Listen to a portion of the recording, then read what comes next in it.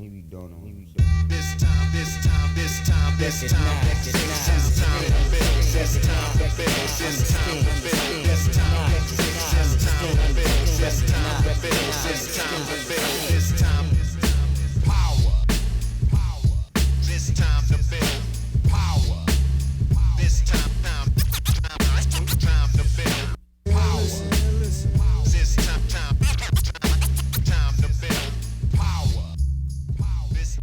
What's up, everybody? I am your host, Chris Hampton. Welcome to episode 116 of the Power Company Podcast, brought to you by PowerCompanyClimbing.com.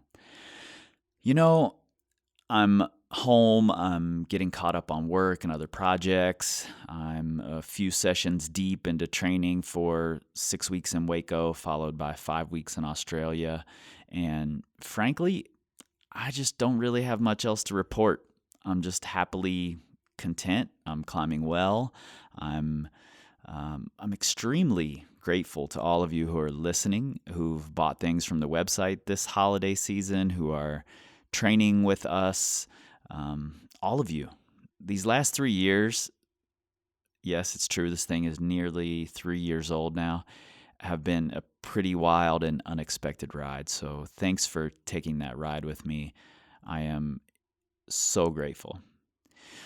This past October, while in Minneapolis, I had the chance to climb at the A training wall that, if you pay attention to good spray walls or project walls or whatever you want to call them, is certainly one of the best and is home to many of the strongest climbers in the upper Midwest. Names like Noah Ridge, Nick Aklubja, Peter Bonamici, the legendary Pi, and today's guest and recent Pan American combined champion, Kyra Condie.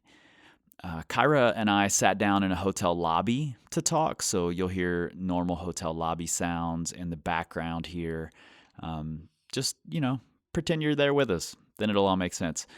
And we chatted about coming up in that somewhat hardcore bouldering culture, about not letting a spinal fusion surgery stop her. That's really hard to say, spinal fusion surgery. Okay, there it was. And switching to climbing full-time to train for the Olympics. So let's get into this. Maybe don't know.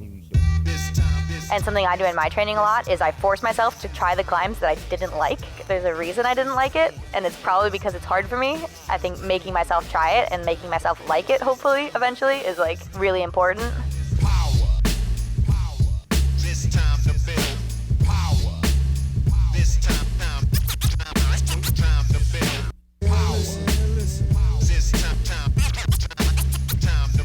Today, see, it was a little low energy. I wish it was a little better, but kind of to be expected after a big session yesterday. So Yeah, you kind of went hard yesterday. yeah, I think I got there before everybody, and then I finished after everyone too. So Is that your MO usually? usually, yeah, Yeah. I'm usually there a long time. How many days a week do you put that kind of intensity into a session? I try and have at least I would say 4 really intense sessions a week, and then 2 less intense sessions a week. So it's kind of 2 hard days on, and then an easier day, and then a rest day. Yeah. It's usually what I do, yeah. Is your rest day rest? Are you resting hard? Full rest. Intense rest? Yeah. Netflix all day. Oh, that's great. Yeah. And that's probably an easier schedule to do now. It is. It's now much that easier. you're moving into full-time climbing, which is cool. Yeah, I finished undergrad, and so it took 3.5 years of classes and then another semester of an internship, and I finished that in April. And so now I'm just kind of, full-time climbing, and it's great. Yeah, Olympics. Yeah, hopefully. We're working on it. Minnesota is great for training, I think, bouldering and sport climbing, but not super awesome for speed. Sure. But for speed, you kind of need a big power base, and I think... Are there any speed gyms here, any speed walls here? The academy has a speed wall, but it's not a half standard, wall or something? and they don't put it up usually. Gotcha. And there's no autoblay, so you need to get 2 other people to come with you, and so it's not the best setup. Yeah. Yep. So I just read, I was looking at your website, which looks great, by the way. New website. Is it KyraCondie.com? It is, KyraCondie.com. Cool. And reading through your your bio was super interesting, and most of it I kind of knew, but like seeing it all in one place was really interesting to me, and just like seeing the linear story put into that small a space was interesting, because I've been aware of you for a long time. You know, I've emceed comps that you've been at and watched your career for the last, I don't know, 8 years, 10 years at this point. 10 years of comp climbing probably, yeah. Yeah. And there are a few things I didn't realize, and I want to get into those, but you climbed for about a year and a half or 2 years before you found out about the scoliosis, right? Yeah, so I actually had a friend at the gym who, you know, was older than me and had gone through PT school, and I actually asked him, I was like, hey, like, can you test for scoliosis? Like, do you think I have it? And he had me bend over and they look at your rib cage, and he had me do that, and he was like, oh yeah, you need to go to the doctor. And so it was actually at the gym that I like first kind of got diagnosed with it, and it was something I suspected that I had because I had a bunch of back pain, and yeah, I'd been climbing for about a year and a half before that. I think I had done one other like youth nationals before it, like one bouldering and one sport, and so I was already doing competitions, but like I was getting like, you know, last in finals, kind of like not right, but making finals. But still. yeah, pretty well. Yeah, and I also reading an article this afternoon, and you said that you thought having the surgery for the scoliosis was one of the reasons that you stuck with climbing and stayed psyched on climbing. Yeah. So when I got the surgery, I was kind of in that stage of life where I was, you know, questioning whether climbing is what I wanted to be doing. It's like I was on team at the time, and it was twice a week, you know, Tuesday, Thursday, and on Tuesday nights I'd be like, oh, but I kind of want to hang out with these friends. I don't really want to go to the gym, and that's when climbing like got taken away from me with the surgery. I realized like, oh no, like climbing is definitely what I want to be doing, and like it just really showed me that. And so then ever since then I've had like no like wavering desire. I've always just wanted to go to the gym. I've never been like, oh, I want to do this instead. Yeah, that's really interesting. I was a gymnastics coach, and watching a lot of the girls, because they're hitting their peaks when they're really young, you know, so most of the girls who were talented and who were, you know, that we were looking at to go on to bigger competitions didn't have lives at all. They just were like totally invested in gymnastics and tutors at the gym. They didn't go to school. All their friends were gymnasts, you know. So I never saw them go through that. Like, because they were already, the system had already hidden them away from what real life was going to be. Yeah, which is crazy. Yeah. I can't imagine that. Yeah. But it's also, for sport, it works really well, probably, because you just have these like focused machines basically who are like ready to perform. Yeah. But yeah, that doesn't really exist in climbing yet. Not at all. Like not at all. Maybe in other countries, but not in the US for sure.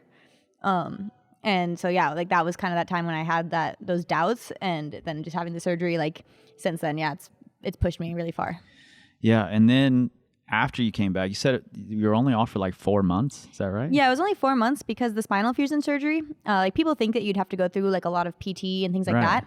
But like physical therapy, you really need when you have like a soft tissue injury and a soft tissue surgery, because you need to like get all the range of motion back. Yep. But range of motion wasn't going to come back because basically they just fuse 10 of your vertebrae together. And so basically those 10 vertebrae are one bone.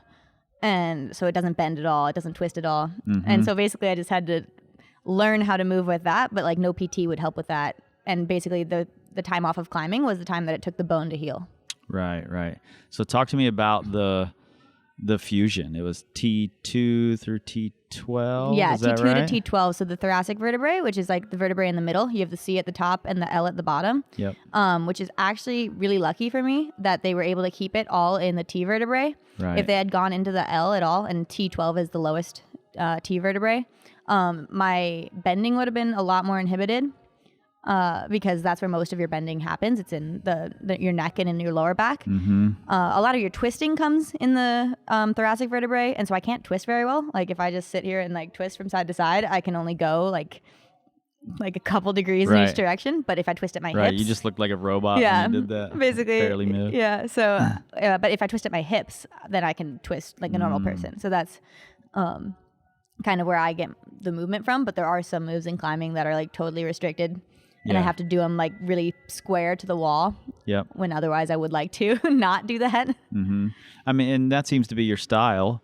Was that your style prior to the injury, or was this totally built on the back of not being able to move? Well, so I think my style mostly came actually from kind of climbing in a kind of male-dominated culture on a steep wall. And so I learned to climb like with the boys and like had to keep up. And a lot of that was doing big moves, like jumping, you know, like really like powerful moves that like isn't, I guess, classic to like, I don't know, female climbing as much, you know, especially back then. Yeah. And so that's really, I think, where my style came from. And then the back surgery, of course, just being like happening when I was so young, definitely came into play there too. So when you said you learned on a steep wall, climbing with the boys, so to speak. That was at VE. Yeah, right? It was at Vertical Endeavors in St. Paul. We had a wall that we called B2, Bouldering Room 2. Yep. And that was the first wall I started on, and it was a maybe 30-foot wall, like side to side, and it started at 45 degrees and it transitioned into 60 degrees, and that's basically where I spent my entire like time from being 11 until 19 climbing, probably. Yeah. And that's really cool. Yeah, and How old I think were you it was when really you started? formative. I started when I was 11, maybe 10. It's interesting to me that you were able to sort of permeate that culture, like climbing with the boys on the woody wall or on the spray wall or whatever it is, and that you were 11, 12 years old and going in there and doing that. Was it not intimidating, or did your coaches ask you to do it? What was the deal? I think kind of what it was is there was a couple of us on the team who were clearly like more dedicated to getting better, and were like just kind of the stronger people on the team. And so we would end up having to go up there and climb alone a lot because like the rest of the team was doing something else. And so we would go and do this other thing. And so we'd go up and we'd just be like immersed in this culture in there. And they were actually really, you know, welcoming and supportive because we were dedicated and they could see that. I think if we were up there goofing off and like running around and playing in the rubber that was the flooring, like we would have not been as accepted. But like we were up there to climb hard, and you know, people respect that no matter how old you are.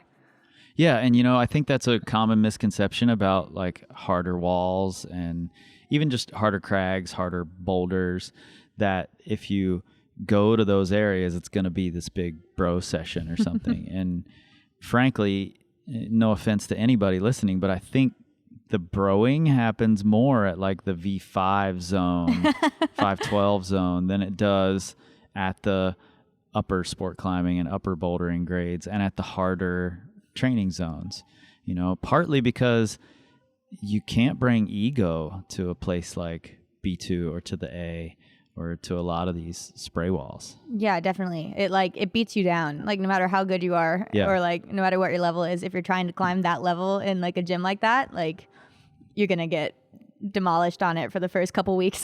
Everybody gets demolished on those walls. Yeah, you don't go to those walls and immediately climb amazingly. Like everyone kind of expects that they're going to, and then you kind of get beat down. I find it every time I come back to Minneapolis. Like I'm like, oh, I'm just gonna go like have a quick session, and then I just get destroyed on the boulders that I used to flash. Like, so. Yeah, totally. And I noticed that last night, climbing with you and the whole crew in the A. Was really cool for me, first off, because I pay attention to training zones like that around the country, around the world, just seeing what other people are doing and trying to model what we have after that. But getting invited in, and then the crew being so inviting, you know, the first problem I tried was the wood balls or whatever they are, and like V5 in air quotes, and it's a little sandbagged. And everybody was so stoked. Like all of the cheering me on when I was flashing the problem was really cool. Oh yeah. Being in a wall where I knew almost no one and having that happen is really cool. And it was the same thing for you and from you to everyone else. Why do you think there aren't more women in that sort of culture? It seems it's not bro-y, but it does seem very male dominated. Yeah, I think in Minneapolis especially, we do have a lot of strong female climbers, but we kind of all don't really climb together. I don't know why. Like, I've never really climbed with the other strong girls from here. I think a lot was when I was younger. They were a lot older than me. Sure. But I've never really been able to figure that out. I think it is intimidating for some people to like get into that culture and like be immersed in it and like try to work your way into it. I think I started when I was young enough that I didn't realize that I should be intimidated. Sure. You know, sure. even though I probably should have at that point, especially when I was like a beginner, basically. But I have tried to think about it, and I don't really know why we're missing that culture here so much in Minnesota, because everyone is really inviting. I think there's just strangely not as many like psyched female climbers here. And you've traveled to a lot of other spray walls too. The only one I've been to where the women seemed to be, I won't say running the show, but they were the group I was paying the most attention to, because there may have been more of them than there were men. Was it cats? Yeah. And that surprised me a little bit, but it was cool to see. What are the other spray walls you've been to? Like, you've been to Project. Project in like near Tokyo in Japan was, I think, probably, in my opinion, the best spray wall in the world. And that's hard for me to say when I climb at the A and helped build the A, you know, but it was really, really good. The other ones would be the one at Kletterzentrum in Innsbruck. Yeah. And that one actually was a really mixed bag. Like, it was young climbers, it was older climbers, it was female climbers, it was male climbers, pros, not pros, sport climbers, boulderers. It was a huge mix of people. So that one was actually really cool. I would say that one was probably the most similar to Cats in that, like, you kind of got a lot of different people in there. Right. Very different feel as well, but I would say the most similar to that. Project was different in that they had a wall that was a set wall where they would change the set, every other month or monthly.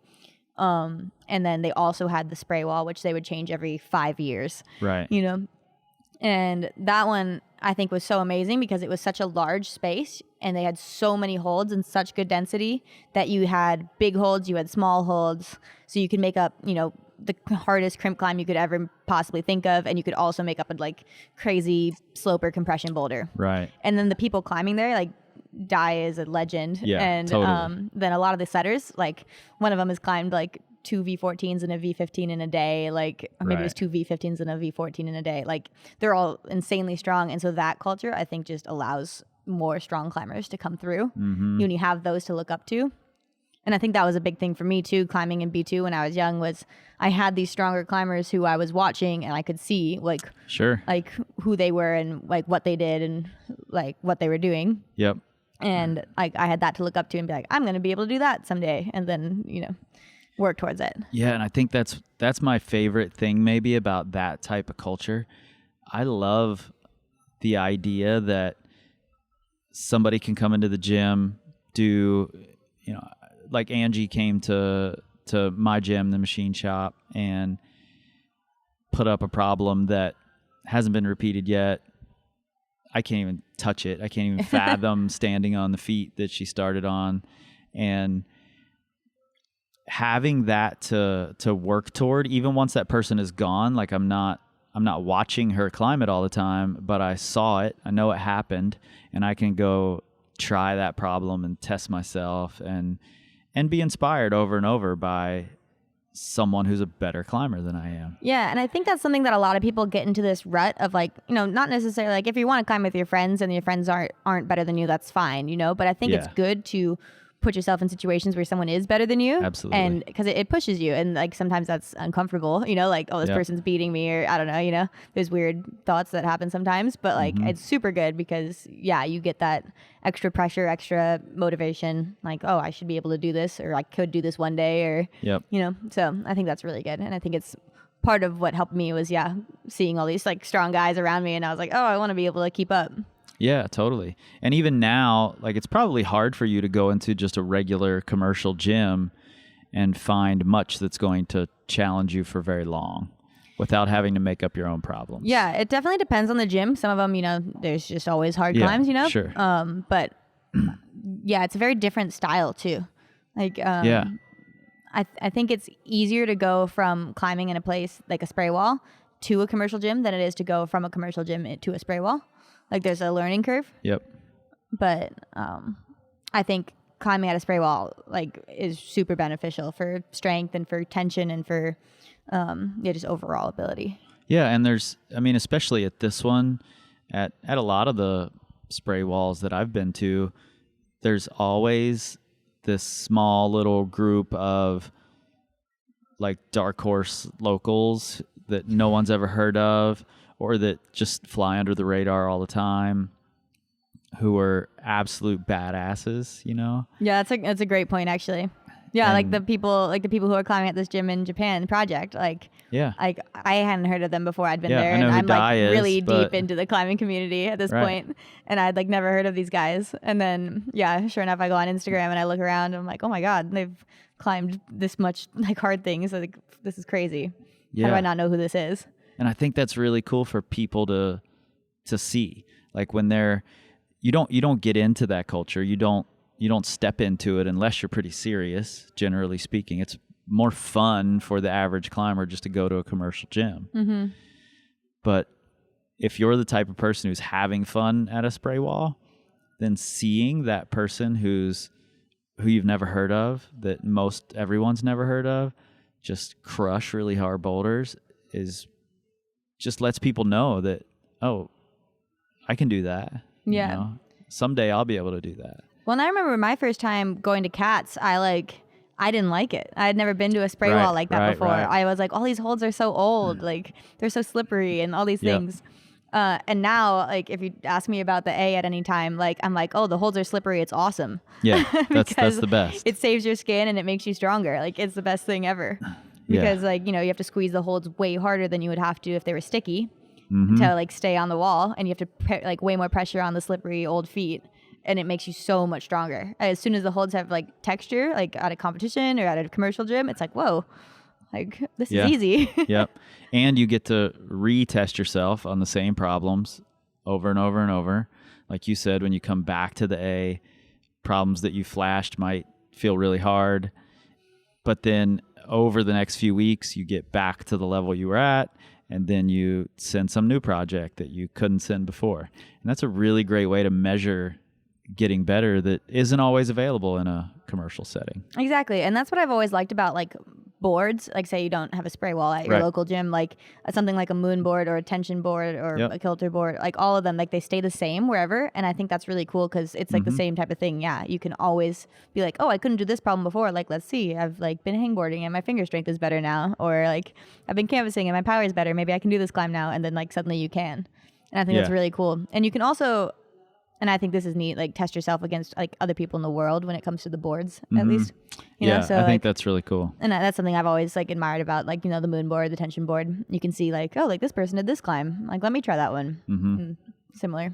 Yeah. Do you when you travel, do you seek out other spray walls? Is that part of something you're stoked to do? At this point, I do. Yeah. So I really enjoy the style, and I think the style of climbing that you end up doing on a spray wall, especially one with old holds, ends up being really beneficial to basically all types of climbing. Really beneficial to outdoor climbing and really beneficial to competition climbing. So we made the A basically 2 Januaries ago. Yep. I think in 2017. Mm-hmm. And I trained at it that whole year, and then I moved away for the beginning of this year, and I've been back now. And I think training there leading up all the way into December was definitely the thing that made the biggest difference for me this year. And I think I had a really big jump in my competition ability, and I basically say that's all because I was climbing at the A. Yeah. It just gave me so much more power, so much more hand strength, finger strength, basically everything. And then I was able to transition that into competition climbing super well. Yeah. And so now when I travel, I definitely look for the walls that are like that, because I Sure. love having that feeling of that strength. And I worry about it almost when I'm traveling, that I'm not going to lose it, because I Yeah. really enjoy it. And so I look for walls that are as similar as possible a lot of times. Yeah. Yeah, that's cool. Do you think that it helps your confidence at all? Like a wall like that where you know it's hard, it's burly, it's stout, that people aren't just handing you grades at a wall like that? Do you think that plays into your confidence, or is your confidence already just built in? I think it definitely helps because, like, sometimes I'm using holds in there that are old and, not as good And as the ones that you really find in bad. commercial gyms. Like, like they're old versions of them. Yeah. And like they're slippery, and I know I can use it with like a terrible foot or something, Yeah. And then I see it in a competition or at a gym, and I'm like, oh, well, I can definitely use that hold because it's sticky now, or like a bunch of different like things like that. Like, and it definitely helps with confidence both in competitions and outdoors. Like, I'll have climbs that a lot of the climbs that I climb at a spray wall are ones that other people have made up, not me. Right. And I think that forces you to try a style that you wouldn't normally want to. And something I do in my training a lot is I force myself to try the climbs that I didn't like, because I feel like there's a reason I didn't like it. And it's probably because it's hard for me. Mm-hmm. And I think making myself try it and making myself like it, hopefully, eventually, is like really important. Yeah, totally. And then hopefully it'll help with weaknesses in the long run. And it will, for sure.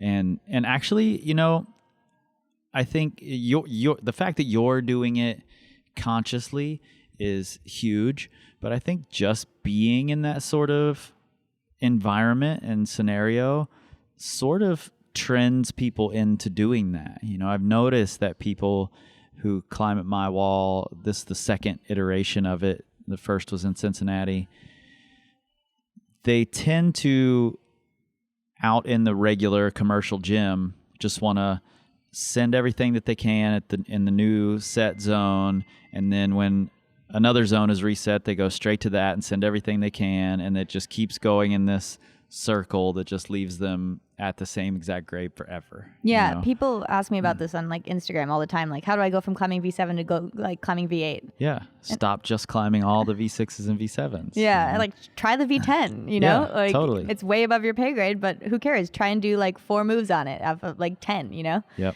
And I think that's something that being at a spray wall like really helps with, because you just see someone climbing something and you're like, oh, like that looks fun, or that looks cool. Yep. Or that looks hard even, Like, yeah, I want to try that. And there usually aren't plaques with grades attached to the bottom of the climb that are telling you how it's supposed to feel. You're just like, oh, let's see how this feels. And the holds are cool. I like this move. Let me try this. And I've climbed everything up to this level. Let me just try these now, Yeah, exactly. So I think it's better not to have, at least for your training. It may not be better for like the general level climbers fun meter. Yeah. But I think it's better to not have that rotating cast of problems all the time. Yeah, I think it's a great asset. Like if you can, train on a spray wall and then go and climb, gym climbs, like it's great to mix it up. But I think the biggest thing that keeps people away from a spray wall is they just don't know how to enjoy it. Yeah. And you kind of have to learn to enjoy it. Like I said, I hated it the first time I fun. went. Yeah. Like it was not my favorite type of climbing. And then after climbing at a spray wall like that for a super long time, and then I went back to like cats, I loved it, Yeah. And now it's like one of my favorite gyms. Yeah, it's cool for me watching the locals at a spray wall. Like last night in the A, I spent a lot of my time just watching the locals talk about the problems and point out problems, and not be looking at the wall while someone else is talking about a problem and just going, no, it's the green foot down and right, because everybody knows the wall so intimately. And I love that about it. One of my favorite moments of my own climbing last night was just the fact that after Peter pointed out a problem or Katie pointed out a problem, that I didn't get totally lost on the wall, and I think that's just built up over years of climbing on a spray wall. You get better at sort of envisioning the movements and not paying so much attention to the hold colors and those types of things. And I think that helps you become a better rock climber too, as opposed to what happens in a commercial set. Totally. That's also that's another question I get a lot, like on Instagram. Like I'll post a video of the A and somebody will be like, okay, not to sound like a total noob, but how do you know where to go? And I was like, Right. oh, well, you memorize it. And then like Yeah. eventually you suddenly know 50 boulders, And Yeah. Yeah. it seems like a huge task, but then it's like, it's just natural. Yep. That's cool. So let's talk style a little bit. You mentioned that several times in different ways that training in the A is also good for your comp climbing. But it seems like comp climbing is going this whole other direction, movement and style-wise. Why do you think training in the A is still good for that new comp style? So I've always had a theory that you can get strong enough to make up for not being as technical, maybe, which is maybe not the best idea. But if you don't have the resources to do like super technical slab climbs or super like weird coordination jumps, then like if you can just get stronger and you can jump harder, then like maybe the coordination jump will be easier, you know, things like that. And so I've always wanted to be like strong enough where I can make mistakes and like not have it be detrimental to like my score at a competition. Yeah. And when I do have access to a good slab wall and good coordination, good setting, things like that, I do try and do it as much as possible because I know I don't have access to that when I'm at home and like at the A.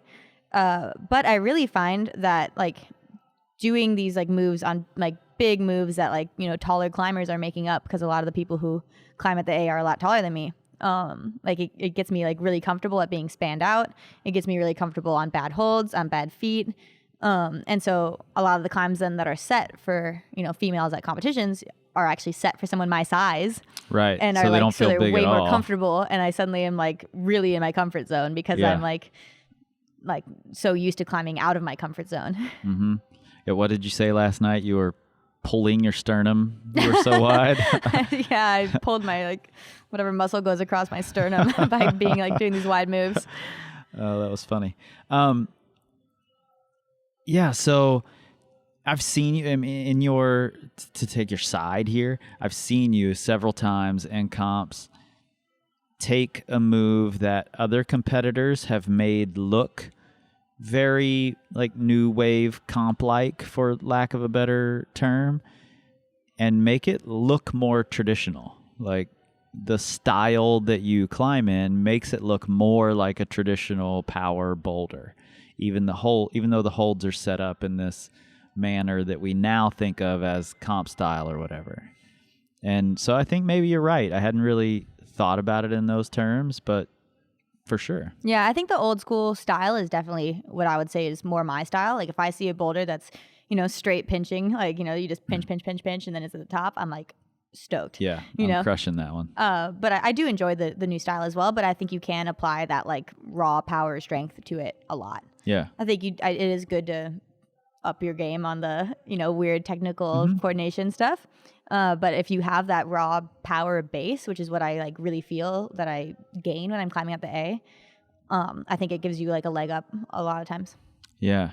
The A definitely makes for better training for outdoor climbing. No question that type of wall is better for training than the new gym style is for outdoor climbing. How much are you focused on that now? Is that dropping away for the sake of indoor climbing? So for this year, my plan is to focus pretty much exclusively on indoor climbing. I went to South Africa, the Rocklands, for like a month and a half this summer. Yeah. And I kind of knew it was going to be a last hurrah for a little bit here. And so I kind of sacrificed, you know, a good performance at the World Championships because it was about a month after I got back from Africa, and I find the transition really hard. Yeah. So I kind of sacrificed that competition to do like have a fun outdoor trip before just focusing completely on indoor climbing and competitions and training the next like year basically. Because I really want this next year to be, you know, I'm not in school anymore. I have time to focus on just climbing, and I want to focus on, you know, injury prevention, like all the right things. I've never been really good about doing, you know, conditioning after my climbing or doing stretching. I've always been like, had to go home and do homework or like go to bed even. Yeah. And so like I would, you know, go to class, I'd go to the gym, and then I'd go home and eat, and then I'd go to bed, or I'd do homework and go to bed. And now I'm finally going to have time where I can, you know, like sleep a reasonable amount as an athlete and then, you know, eat good meals. I can prepare meals. I have time for like doing all that. I can, you know, go to the gym at a reasonable time, stay a good amount of time, eat snacks while I'm there, because a lot of times I would leave because I was hungry. And then I can stretch and I can do conditioning. And I think it'll just I'm hoping that it makes a really big difference in my climbing. Just because I'll have the time to do those things, and like mentally dedicated this year to doing that. God, I love that you're taking that amount of your own volition to dedicate to climbing. You know, I think that not enough people do that. A lot of people see success with what they're doing, and then they just keep it the same, even though they have the resources to up their game a little bit. So I love hearing you say that. When you told me yesterday that you were just going to be doing full-time climbing for a while, it made me really excited. Because, you know, you won your first nationals like a year and a half after My back surgery, you had your surgery, right? Mm-hmm. And since then, you've pretty much just been on this steady rise. And watching you at the World Cup this year, emceeing the World Cup this year, that you were in, and then watching you at World Championships and seeing you become this contender has been really, really cool to watch. So Well, thanks. I'm excited to see what happens when you dedicate this amount of time to not only the climbing training, which we already know that you're a little maniacal about, but also to the resting and the nutrition and to injury prevention and just making sure that you're there to be a contender.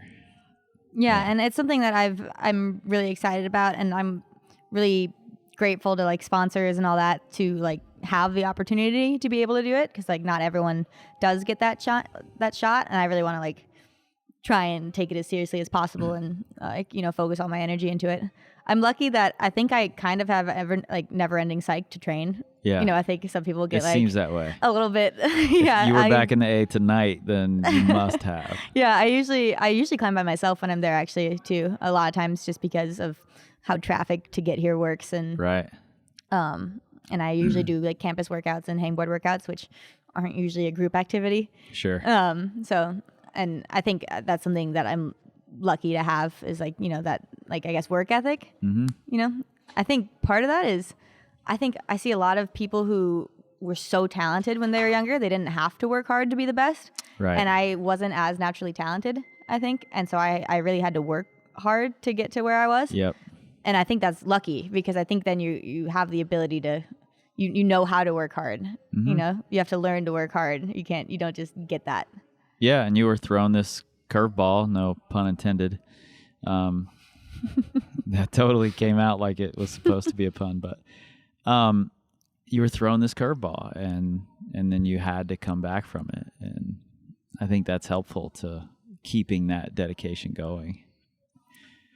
What do the guys and girls in the A, how do they feel about this? Focusing on comps, focusing on indoor climbing, because in general, just historically, those types of environments are usually more outdoor climbers, very outdoor focused. What's the talk around the A about it?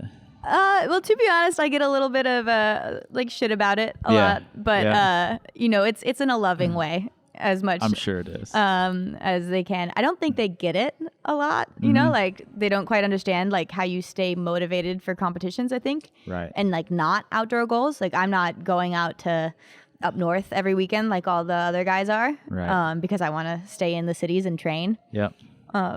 Because I prefer to go to destinations to climb, you know, Waco, Bishop, Rocklands. Right. When I get a chance. And like I'd rather train for a longer period of time. Mm-hmm. I think what's different about me is that I don't need to go out on the weekends to stay psyched. I think a lot of them, like, you know, their love is in outdoor climbing, and I totally understand that. Yep. And so if they are not going out every weekend, it's like it gets depressing to just be in the gym every day. Sure. But I love all types of climbing. I love being outside. I love being in the gym. I love being, like, you know, if I had to only gym climb for the rest of my life, if outdoor climbing didn't exist, I would still be in the gym training. Mm-hmm. I don't know if that would be the same for everybody. You know, I have no idea. Yeah. But I think a lot of people gain their excitement to climb inside by the prospect of going outside. Yep. And I think that's the thing that they don't quite understand. But like, you know, I totally understand where they're coming from. It's a weird thing, you know, competition climbing. Yeah. But my perspective is that if someone's psyched about something, like you should just be psyched for them. You know, if they're excited, like I'm excited. And I hope that people feel like vice versa the same way, you know? Yeah. And I think they do. I think, you know, I don't know if Randy wants me to say this or not. Probably not. But when he emailed me and said, hey, I wanted to invite you to the A just to check it out, one of the things he said was, you know, you might know Kyra Condie. She climbs there. You can see videos of it and photos of it on her Instagram, and maybe she's mentioned it to you, and you know. So I immediately was like, oh, they're proud that she climbs there, and I think that's cool. But then seeing it in person last night, it's probably something you don't necessarily notice because you're there all the time. But there's definitely a pride with churning out is the wrong word, but I think that's how a lot of people would characterize it. Like, we've built this place, you included, you know, and we have built this place that can churn out these champions. Yeah, and it's something I'm really proud of, is coming from Minnesota and the crew here. It's like, you know, I really identify with the Minnesotan crowd, you know? Yeah. And I like Is that how you say it? Minnesotan? Minnesotan, oh yeah. You betcha. Yeah, and I think that's really cool. Like when they were telling me about B2, like pretty much right after I turned around from talking to you, I think Randy, it wasn't Randy, it was someone else. I think it was Bob. Bob was telling me about B2 and pretty much the same story you had just told me, and I just let him tell it because I wanted to hear it from his perspective. And he mentioned, you know, the wall that Alex Johnson trained at when she won the national championship. And oh yeah. And I think that's definitely a pride thing happening, that they're mentioning Alex in conjunction with B2 and you in conjunction with the A. And I just think that's really cool that they're all outdoors focused. Mm-hmm. And your comp focus, Alex's comp focus at the time, was something that they're proud of, even if they're going to give you shit for it. Yeah, even if they don't quite understand it. Yeah. I hope so. You know, like I feel psyched for them whenever they, like, you know, send projects outside, and so I like to think that it's, you know, a mutual thing. So yeah. So talk to me about building the A. I saw in an article recently that one of the things you're most proud of in your climbing career was helping to build the A. Yeah, I think that's on my website. I think I have that in my bio. Yeah. It is something I'm super proud of, because I do think it's one of the best walls, like, actually in the world, like, unbiased, of course, you know, but it's really, really good. Yeah, that's all I know. Yeah. And I've been to a lot of gyms around the world, and I honestly do like it as one of the best. Yeah. And you know, I'm not a super handy person. I don't know how to build a lot of stuff, but helping build it, I thought was a really cool experience. You know, I drilled T-nuts. I like put 2 screws into every single one of them, and I drilled the holes for them and things like that. And it's just really cool to like see that like become what it is. Mm-hmm. You know, from the very beginning, from when it was like this gross warehouse room right. to becoming, you know, a really sick gym. Yeah, that's super cool. So talk to me a little bit about plans from here, like how it looks. You're switching your focus over to completely climbing, focusing on indoor climbing, and with the Olympics coming up 2020, are you staying here in Minnesota? Are you going to train exclusively at the A? What's that going to look like? So Minnesota is going to be home base, definitely, for the next probably like a year and a half, at least. Just because, you know, I'll be traveling so much that it doesn't make sense to pay rent anywhere else. And I think I'll definitely do training blocks where I'm here at home at the A, because I think the power that you build just climbing there, and also you can get really good endurance because the holds are all so bad. There's not very many good holds that you can, if you do endurance laps, if you try and do 50 moves on the wall, it's like really hard. Yeah. You know, God, I imagine. Just doing 50 moves is probably 50 like 13B, moves on that wall would be you know? heinous. Any 50 moves. Yeah, any 50 moves. Yeah. And then you could make it way harder. Yeah. You know, we have a circuit set that's Noah's circuit Yeah. that I think is probably 14B. Yeah. You know, I can barely make 20 moves on it, you know, like, Yeah. And so it's really good for, I think, both endurance base and power base for bouldering. And so I think my plan is to stay here for a while. And I think that power base translates to speed climbing really well. Yeah, for sure. When I feel really strong, I get fast, like way quicker. So like when I'm in like peak bouldering shape, I find that I drop time when I'm practicing speed way faster. And I found that especially when I came back from the Rocklands this year, I was like power drained from just being outside for so long and not training. Yeah. And trying to get back into speed, I was like so lethargic by the top of the 15 meters. And before, when I had been practicing speed before our sport climbing nationals, our sport and speed climbing nationals, when I was in really good bouldering shape, the speed just, it felt so easy and I got fast times. And so my plan now is to focus on that power base and power endurance base and endurance base at the A for probably until December. And then transfer somewhere that has a speed wall as well, but also has access to a wall that's similar enough to the A. So like probably somewhere like Colorado where I could go to Cats for bouldering and power base, and then also go to a gym that has a speed wall and a sport climbing wall. Right. And then, so that's probably my plan for right now. And then we have, our national competitions at the beginning of the year, our bouldering, and then we're going to have this new combined nationals in January. And we have our sport and speed nationals in March. And so it's January, February, March kind of Cool. Are really big competition months for the U.S. And then it'll be focused, hopefully, completely on World Cups, pending on I have to make it on the team first. I'm going to go ahead and put my money on you making the team.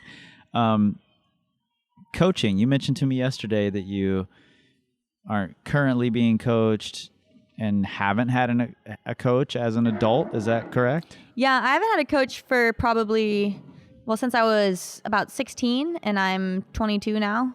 And I only really had some coaches for, those first 5 years of my climbing career. And I think a lot of that was, psych for climbing. Yeah. Not a lot of it was about like how to train or how to, so like I've had to come across a lot of that like all on my own. And that's like, it's definitely, it's different. And I see all these other climbers who have these coaches who are these huge support systems for them. And it's kind of, I'm kind of jealous, they have all these people who are like, no, you have to rest today for this reason. And then like, oh, you should be doing this. You shouldn't do that competition because of this. And like, you should, be eating these things. You should be doing this training, and I don't have any of that. And it takes, I think, a lot of mental capacity to think about those things and have to like think about it all for yourself instead of having someone else just tell you it. Yeah. And it's hard, but and so that's another part of my plan hopefully for this next year is to maybe hopefully work with some people who can like help me with those types of things, so both I don't have to expend so much mental energy on it, and just because getting other perspectives would be amazing. Yeah, that's really cool and really mature actually. I think it's definitely growing in the climbing community that people are more and more accepting that idea. So it's cool to hear that you are. And I know very intimately how much time and energy it takes because I do it for all of my clients. And you're right, it's a big drain. I mean, my climbing takes a big hit when I have a bunch of clients. So yeah, I think that's something that would be really, really helpful for you. Yeah, I think it'll be really hard for me because I have, just been in charge of my own plan for so long. Mm-hmm. I have a schedule that I do. I hangboard on a campus and I power endurance and I endurance and, I climb. Yep. And I worry that, people would tell me not to do any of those things. And I really like doing those things because I know they make me feel strong, Yep. And so it does like panic me a little bit. I think just because I have had to be like self-reliant for so long. But I think it will be like really beneficial in the long run. Yeah, I think so. And at the very worst, it's a good change to, even if it's only small changes to your current routine. I think breaking up the routine is just a good thing for your training anyway. You can always come back to the routine, but switching it up and new stimulus is going to be a good thing for you anyway. Yeah, seeing what other things work and how other people train. How did you assimilate all of this information as it is? Do you just go online? Do you read books? Do you listen to podcasts? What where does all this info come from? Because you're making good choices. You're doing smart things and you've got the right ideas. So how do you end up with all that? I think I'm kind of similar to you, is that when I go to a new place, I do like to watch how other people train. Yeah. And, I've gotten to climb with a lot of the other super strong American climbers and super strong international climbers. And I like watching and seeing what they do differently. Like, for example, when I was in Japan, I noticed that, like, a lot of the really strong Japanese climbers just climb, and they have really long sessions, and they, will try a climb until they do it. Like, they won't not do that climb. And like, they'll watch if somebody else does it a different way, they'll climb it again and do it that way because they did it differently and they should also do it that way. And it's really different.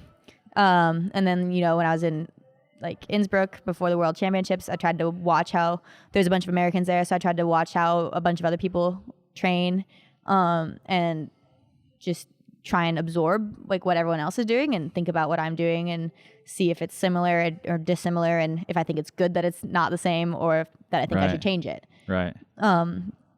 And I think just, climbing with people, listening to people, and then kind of making my own plan from there has been really how I've done it. I haven't listened to a lot of podcasts or read books really, but I talk to a lot of people who have, I think is kind of the bigger, the bigger way that I've done it. But I do definitely take into account other people's opinions and what they think and what they do and what they think has worked for them. Yeah. No, that's cool. I'm glad that you go and watch other people and pay attention to how they're doing it and what they're doing, especially if you don't have a coach, if you're kind of your own support system as far as training goes. I think that's a really intelligent, smart way to do it, is pay attention to all these other people who do have that support system, or have just been successful on their own, and just try to pull the little gems out of everyone else's system. Yeah, definitely. And I think you do get a very like varied system when you do it that way. Yeah. It's not as like, it's not okay, we're doing a strength cycle, we're doing a power cycle, we're doing a, endurance cycle. Like I don't do that because I don't understand it. I don't know how I would make a system that works well in that way, because I just don't know the science behind it or the methods behind it or anything. And so I just kind of do an everything at once cycle. Yeah. And, I feel like if you do a little bit of everything, it's maybe not the most efficient way to get better or the best way to peak, but I think you do see steady progress. Mm-hmm. And I mean, apparently you are. So, so it's working. Before we wrap up, I just wanted to say that watching you, and maybe for me, like me becoming a fan, I've watched a lot of people's careers over the years with interest, but I think watching you compete in person, I think the SoL Showdown was probably the first place I saw you compete, emceeing that a few years ago. Watching you compete in person, I think, is what made me a fan instead of just someone watching and observing. Because I really love, like everyone else, I love your climbing style. I love that you attack with confidence, and that for me makes climbing so much more fun to watch, because comps can be boring as hell if it's not fun. And we always put the onus on the setters to make it fun, but no matter what the setting is like, watching you climb is going to be fun. Watching you compete was the same as watching you in the A last night, because you sit there for a while, and when you're ready, you get up and you attack it with that fierce, fast, dynamic style that is just fun and cool to watch. Well, thanks. So thank you for making it fun for me to MC comps and watch you climb. So well, thanks. Yeah, I appreciate it. Yeah, and thank you a ton for driving out here and sitting down with me in this no worries. Loud hotel lobby. Yeah, hopefully it's not too bad. No, it's going to be fine. People just want to hear you talk anyway, so we could be in a crowded room and they'd be fine. Big thanks again to Kyra for sitting down and chatting, and huge congratulations on the big win at the Pan Am Games. I was in Houston a few weeks ago, and I watched Kyra win the National Cup stop there.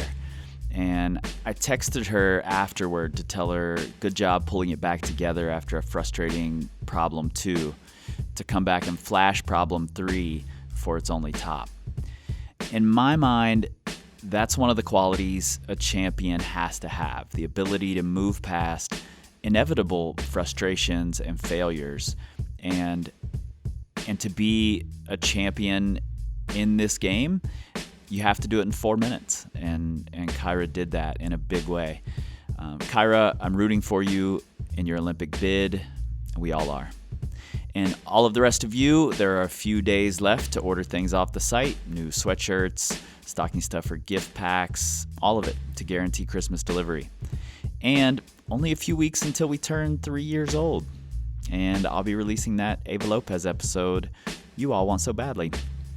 Until then, you can find Kyra at KyraCondie.com. You should check her out on Instagram as well, and watch her stories. You'll get to see a lot of what goes on at the A, a lot of her trying really hard on her winter projects. And for me, that stuff is so inspiring. So check her out on there. There will be links directly to her website and to her Instagram right there in the show notes in your pocket supercomputer. You guys know where to find us, powercompanyclimbing.com. You can find us on the Instagram, the Facebooks, and the Pinterests at Power Company Climbing. And you can look for us on the Twitter. You're not going to find us there. Not this year, not next year, because we don't tweet. We scream like eagles. This